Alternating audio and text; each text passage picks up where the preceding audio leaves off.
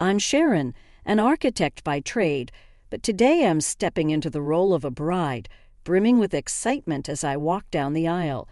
Every detail of our wedding, from the flowers to the playlist, bears the mark of my meticulous planning.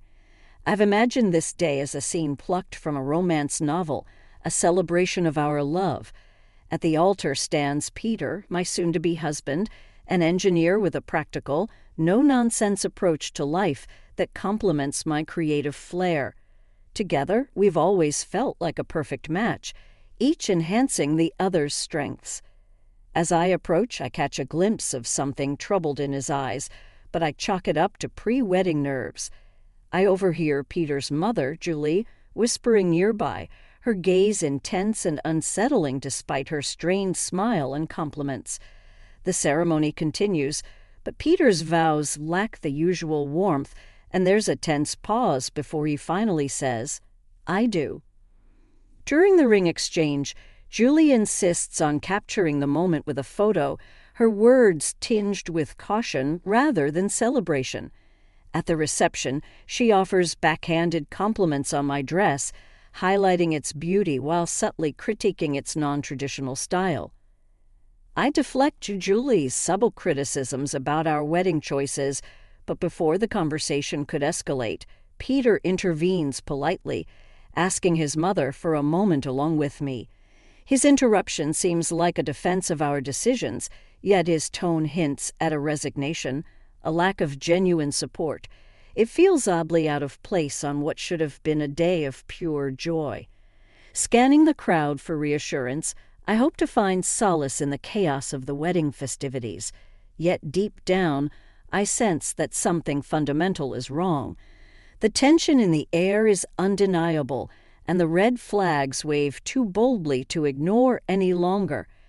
As Peter and I glide onto the dance floor for our first dance, the distance between us feels more than physical. Though our movements are synchronized, emotionally we are worlds apart. The song meant to celebrate our unity now feels like a cruel irony. When the music fades, Peter's attempt at reassurance only serves to emphasize the growing chasm between us. "Mrs. Sharon, ready for forever?" He asks, the irony of his question hanging heavy in the air. I want to voice my doubts, to question whether our tomorrows will be overshadowed by the unease of today, but instead, I mask my concerns with a hesitant affirmation, clinging to the hope that the darkness looming over us will eventually dissipate. Unknowns to me, this day would merely serve as the overture to a challenging period that would test not only the resilience of our marriage, but the very core of my identity. As we toast to our union, the celebratory words feel hollow, overshadowed by an unsettling sense of loss. The journey back to my home, a charming 3-bedroom house that stood as a symbol of my hard-earned independence, marked the beginning of our shared life. This space was meant to be our sanctuary, the solid ground upon which we would build our future together. However, it quickly became the stage for a series of conflicts that felt more like invasions than the start of marital bliss. Julie, residing just a short distance away, began to visit with alarming frequency, often uninvited.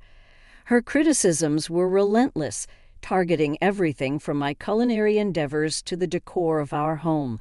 Whether lamenting the flavor of my dishes or the choice of bathroom tiles, her complaints were diverse but equally cutting.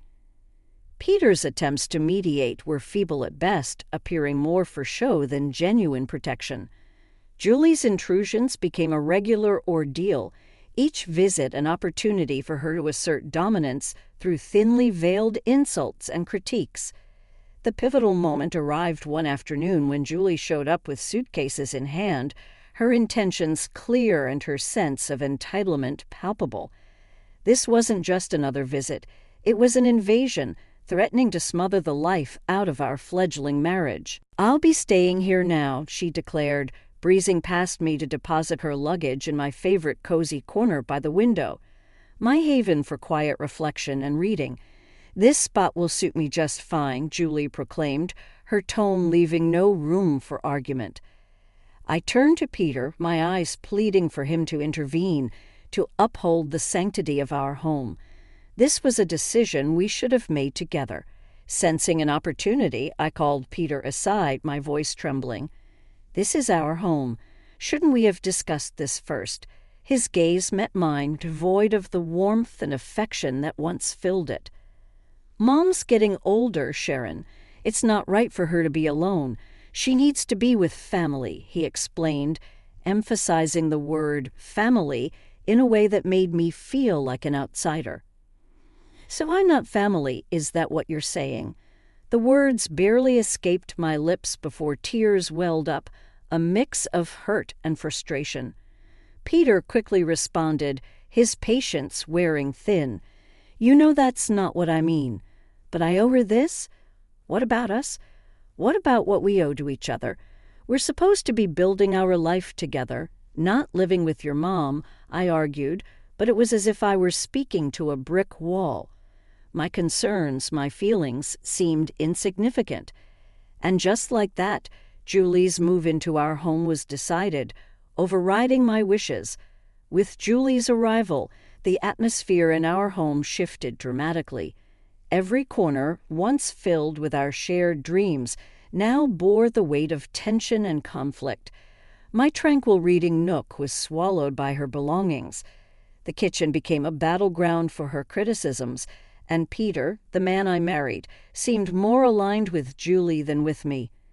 It hit me that I wasn't just fighting for my marriage or my space anymore.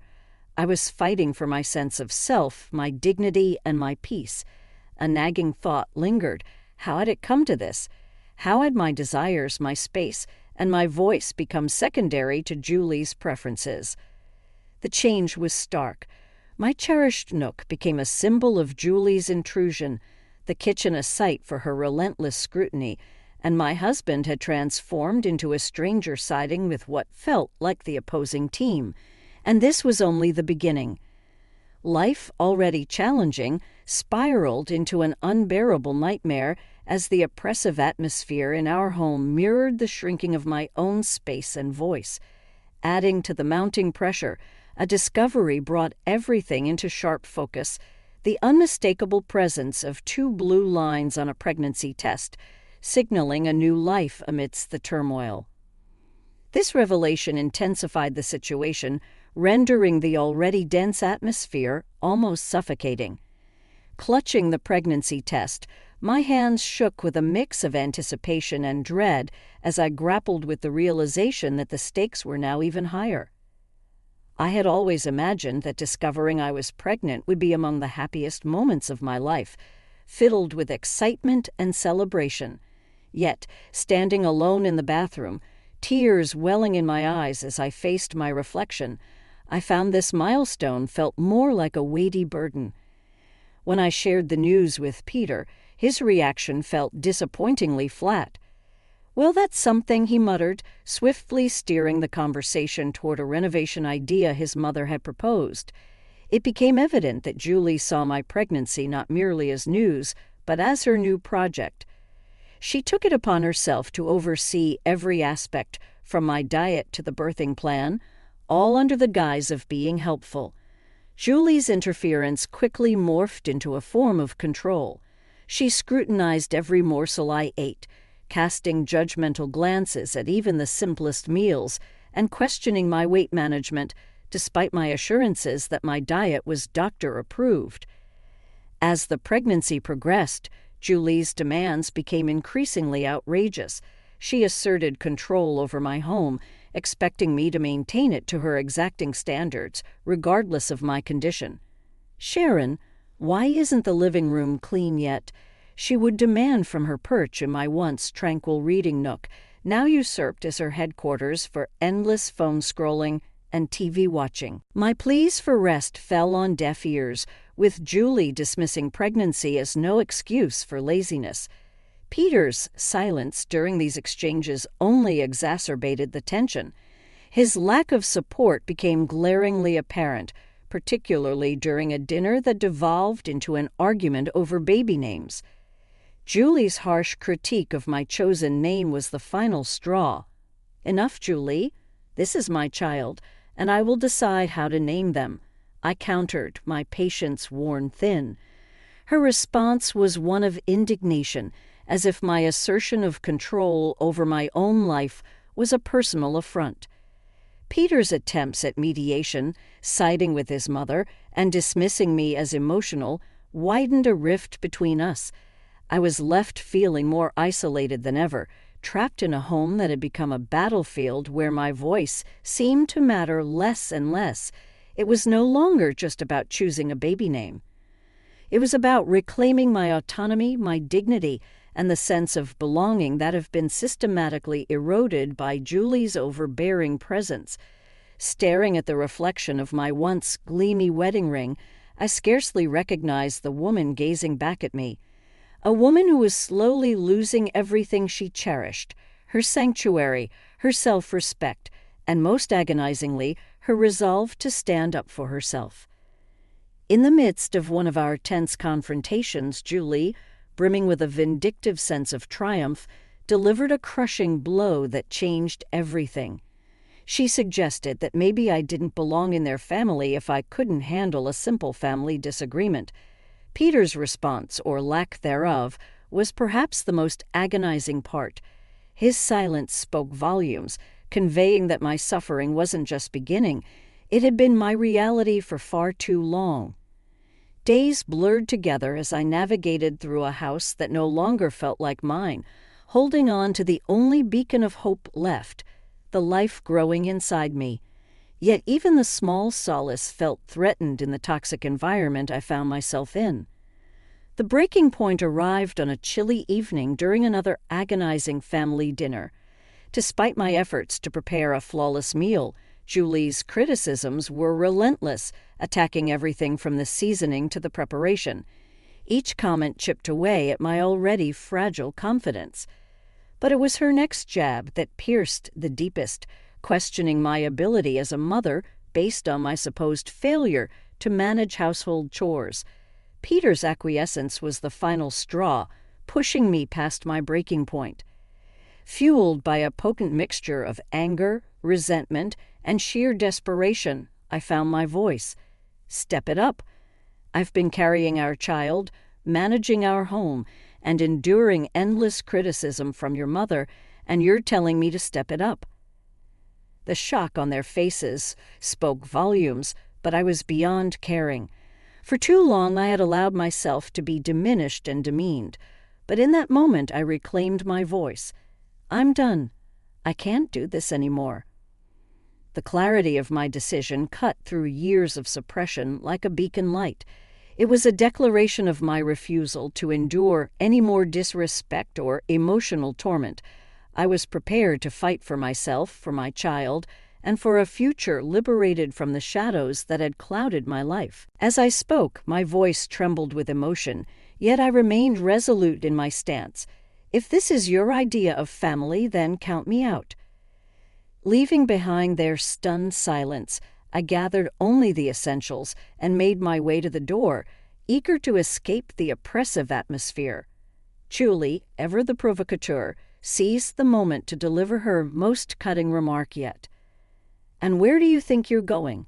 This is Peter's house, not yours." Pausing, I turned to face her, my resolve steeling. "Actually, Julie, this house is mine. I bought it. I decide who stays, who goes." Peter's voice broke through, laced with desperation. "Sharon, please, let's talk about this." But I was beyond negotiation. "There's nothing left to discuss," I replied, my tears a testament to the pain of my decision. Stepping out into the cold night felt like embarking on a new chapter of my life, one filled with uncertainty yet also tinged with a profound sense of liberation. The closing door behind me marked the end of a tumultuous saga, a final farewell to a life I could no longer endure. With each step, a mix of pain and determination coursed through me, fueled by the urgent need to reclaim my autonomy. The journey to my parents' home blurred with cold exhaustion and ache. Just moments from the sanctuary of my childhood haven, a stumble sent me crashing to the ground. The physical pain was a mere echo of my inner turmoil, yet far from deterring me. This fall only strengthened my resolve. Arriving at my parents' doorstep, the concern etched on their faces mirrored the gravity of my situation. As they rushed me to the hospital, I realized this moment of vulnerability marked not just an end, but a beginning. Lying in the hospital bed, the reality of my circumstances sinking in, I knew returning to my former life was not an option. This breaking point was a vital step towards reclaiming the life and dignity that had been stripped away, a painful yet necessary transition towards healing and independence. The clarity that accompanies such moments is profound, illuminating the path forward from the shadows of the past towards a future of my own creation. Amidst a whirlwind of emotions, I stood surrounded by the comforting yet anxious presence of my parents. Their unspoken concerns spoke volumes about their fears regarding the true state of my marriage, now starkly unveiled in its troubled depths. Breaking the heavy silence, my mother voiced her concern, her words laden with the weight of the unfolding reality. "Sharon, dear, what's your plan now?" Uncertain yet determined, I replied, "I'm not sure, Mom, but one thing's certain. I can't go back to that life. Not now, not ever." My declaration, more assured than I expected, resonated with newfound determination.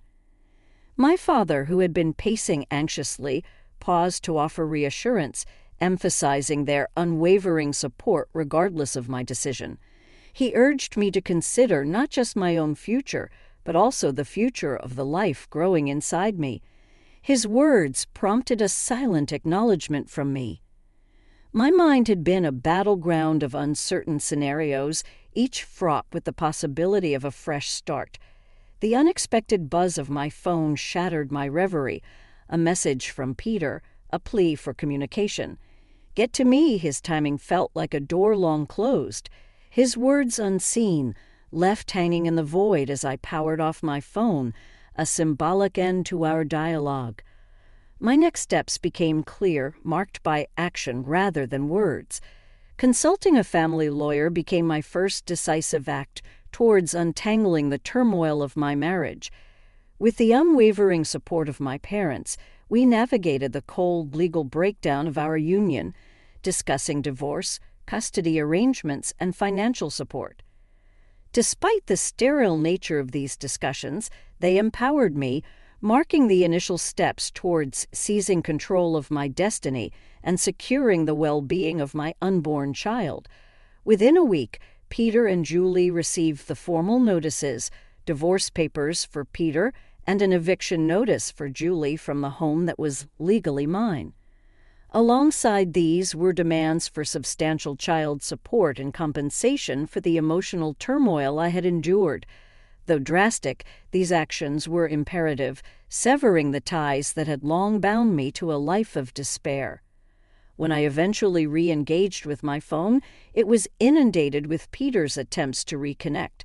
His messages carried a blend of regret and a plea for reconciliation. Yet the wounds inflicted by nights of humiliation, years of neglect, and Julie's calculated malice, all silently condemned by Peter, ran too deep. The fleeting temptation to entertain his overtures was swiftly overshadowed by the memory of enduring pain. This moment wasn't merely about closing a chapter. It was about reclaiming my narrative, where the shadows of the past no longer dictated the brightness of my future. The love I once harbored for him had been utterly eclipsed by the sorrow of our shattered marriage. Taking decisive action, I purged his messages, erased his contact details, and blocked him across all social platforms. To me, Peter had become a relic of my history, a distressing chapter I was more than ready to close. Despite the knowledge that the road ahead would be rife with challenges, divorce, especially with a child on the way, is a complex journey. I was finally charting my own course, stepping out from the suffocating shadow that had enveloped me toward a future brimming with hope. On the day of the court proceedings, The atmosphere in the room bore the distinct sterile chill characteristic of spaces where destinies are determined. Seated beside me, my lawyer exuded confidence, while my parents offered silent yet unwavering support from behind. Across the aisle, Peter seemed to drift, the reality of the situation dawning upon him, while Julie's countenance oscillated between shock and defiance. As the session commenced, the judge entered, prompting everyone to rise. What followed was a whirlwind of legal proceedings with accusations and evidence laid bare. It seemed as though Julie and Peter were seeing their actions for the first time, not just through the lens of the law, but through my perspective as well. When Julie was called to speak, her usual confidence waned.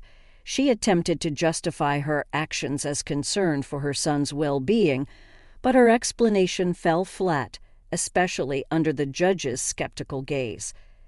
Judge Nina R. Morrison's verdict was unequivocal and resolute. I was granted a full divorce and sole custody of our unborn child. Peter was ordered to provide child support, while Julie faced a substantial fine for emotional abuse and harassment.